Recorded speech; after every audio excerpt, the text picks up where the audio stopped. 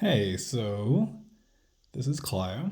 I just wanted to show a few coins I'm going to have on a submission soon. And I just wanted to kind of go over them and talk about each one and kind of mention my thoughts. I think it's important to kind of say what you expect, and then you can kind of check yourself after grading to try and learn the best you can on what the actual grade is for a coin. So I think this is probably one of the lowest grade coins I'm going to grade. I do think it's uncirculated. If you look at Victoria's head, there seems to be some. I feel like the camera is not focusing very well. Some hairlines nearly, or potentially the start of some circulation. It doesn't seem to have worn through the kind of top layer of luster just yet, but it's getting there, and it's kind of it's a bit hairliney, unfortunately. So I'm not actually sure that this one is even worth grading, but I think it's something like a 62 or 63, probably leaning towards 62. But anyway, we'll send it anyway and see what happens. Okay, this next one here, and I should mention these are all shillings, and some of them by Monarch. So this one's a really pretty one. 1902s do come pretty. They have a lot of these colors generally. I'm not exactly sure why, whether it's like a presentation case that kind of imparted the toning or what have you. This one's very pretty. It's a little muted in hand. If you hold it like that versus, putting in the light where you can see the color, it does have nice luster, but as I said, it's kind of muted. Actually, if you hold it at a certain angle, you can kind of see there seems to be like this area that was nearly like stained or something, like something was spilt on it. You can kind of see it go from the D to where the tail is down at the bottom there, and there's kind of these two different colors of tone. I think this one's pretty. I think it would grade well, and I think that would be something like a 64 potentially. I suppose they could call it a 63, but I'm going to gun for 64, which I think is nice. I had one like this, which I think was nicer, and it was graded a 64, but I felt like it was closer to a shot 5 that had what was a small flaw in the planchet, which I think kind of kept it back from being gem. Okay, here's the next one. So this is a 1916 shilling. This is really pretty. It's got some spotting on it, but that's just normal. It just how it picked up color over time. If you look just behind his head, there's like this tiny little V, just like a little mark. And that seems to be all that's on the coin, because otherwise it is really, really nice example. Really strong luster, despite having the toning. I got it for quite cheap, which I'm excited about. I kind of feel like it's a potential for 65. You'll see these kind of areas, here, here, here, on the hip, on the toe. That's not wear, that's just kind of where it potentially sat against something and didn't tone, in those little spots, so that kind of highlights them there. But really pretty example. Okay, so I'm building a set of these. So I've been picking up George V shillings. There's about 26 of them. This one here has a little line there, just to the left of the lion. Otherwise, it's nice. It's kind of flashy. The obverse is nice as well.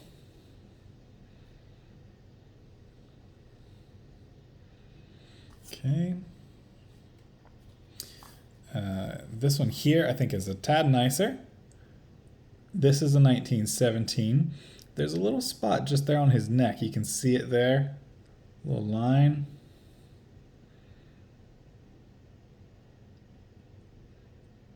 But otherwise pretty nice there. A little fingerprint down here, which is just typical.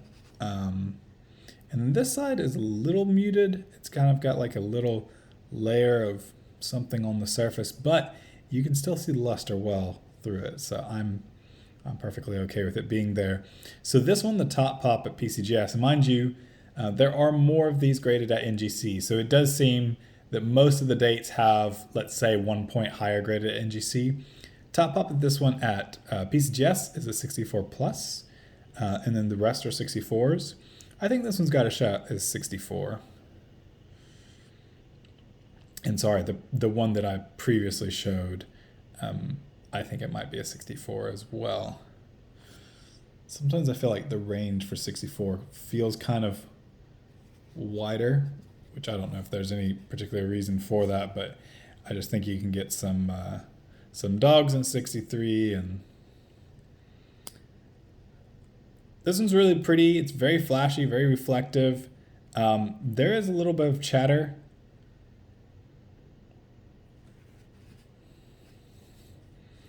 But the luster's all there, and actually the strike is really good. Usually his face, the lion's face there, it's really, really flat. And I know it might look flat to you, but you can actually make out his nose, which is very unusual for these, especially in the 20s. This one I'm going to guess would make 64 potentially. Okay. This one here. So this one's really odd to me. It's got really odd looking luster. And initially I thought it was fake when I first saw it. The top of the lion is very flat. But that's likely just from a very weak strike. These were not made well, the 50% silvers, and those were from, I believe, 1920 forward on the George V's. This is a nice example. I'm not sure, that mark there, I think holds it back. You see just under the M. And see, it's going to sound like I'm crazy because I'm going to call this one a 64 as well. So I'm just going to call all these 64s. Okay, here's the next one. This one's interesting. The top pop is actually a 64. This one, I think, has had a spot removed. So if you look under the FID, just there to the left of the line, there's kind of like some chatter in the field, and it's kind of dead. The luster seems to be interrupted there. I'm not exactly sure that that would bag it, but this coin is, I would say, a 63 at best. It's very reflective, and it's got a few spots here and here, but I mean, that's just typical. They could have, carbon spots, or what have you.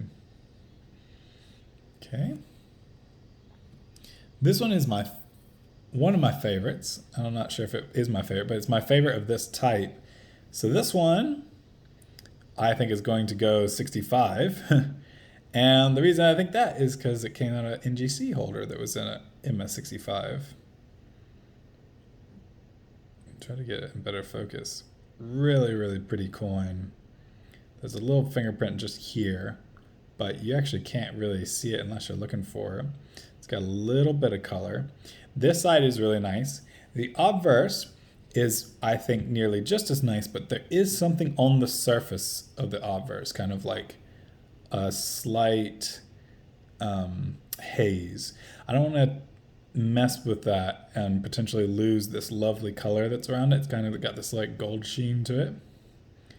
But anyway, it came out of NGC holder. There was 65. So I'm going to send it to PCGS. I would guess at least 65. I could see it like in a 65 plus or something, but that doesn't really matter too much. I mean, just hoping that it'll do the 65 as it was. And I think there's no reason that it shouldn't. really these 50%ers like this, you almost kind of add a point to what you would think that they would grade because they just weren't made well. Like that 1930 I showed you earlier, which was very weakly struck. But this one's fully struck and it's got nice luster and no marks really to speak of. Certainly no distracting ones. After that, I've got this, which is a clad Irish shilling. Very pretty, very flashy. There's some spots on it just here. And then on this side, really, really nice. If you look just on the bull's belly, there's kind of some chatter. That's actually from the die. You'll see that in a lot of these, and a lot of high-grade examples will have that. And I don't know what else to tell you other than these just, the dies striking early copper nickel coinage, I think they just hadn't fully worked out how the metal acted, and they didn't always strike up. You'll see that a lot on buffalo nickels, ironically, with this other buffalo on this coin, but you'll see that kind of little dots that come from the die itself, kind of abrading. Really pretty. I think this one will go 66, and that is the goal with this one. I do own a 65, and I think this one's a step above that. So after that, I have this, which is not exciting to most of you, I'm sure. This is Elizabeth II shilling. I'm trying to grade one and put it into a 66 holder. I think this one's got a shot at 66. It's kind of an odd luster. It's a little muted, but these from the 1950s seem to be that way. This one's, the top pop for this is like a 65. So I think it would at least tie with that, but it doesn't really matter on a coin like this. And then after that, I've got a few of these, which were part of a little group I got all together, 1965. Slightly lower mintage for these. And I've got a little group here. I think I could possibly get one into a 6 holder. So these are a few that I've kind of selected. Really, really flashy luster, like in comparison to that last one there. Some very, very light scuffs on her shoulder, which seems to pick up a lot of them. Well struck though. And then I'll just kind of run through. I've got 5 of them here, so I'm just going to show each one. This one's got similar to what I was talking about, that there's almost these little dots. And some of that would come from the die, and some of that is on the coin itself. Okay. This one here. Actually, I might reject this one. Looking at that line on her shoulder, it's really tough because they're really pretty, and I had a lot of them to sort through. I think I got a lot of 19 of them. So, I mean, there was a lot of them that looked nice, but that was my first pass. So I think this one is going to get rejected. So we're going to put him over here, or her rather. Okay. This one's got a few, kind of like a scrape on her cheek. So this one will get rejected as well. I think the first 2 were nice. I don't want to send too many. And then the last of the selected ones here.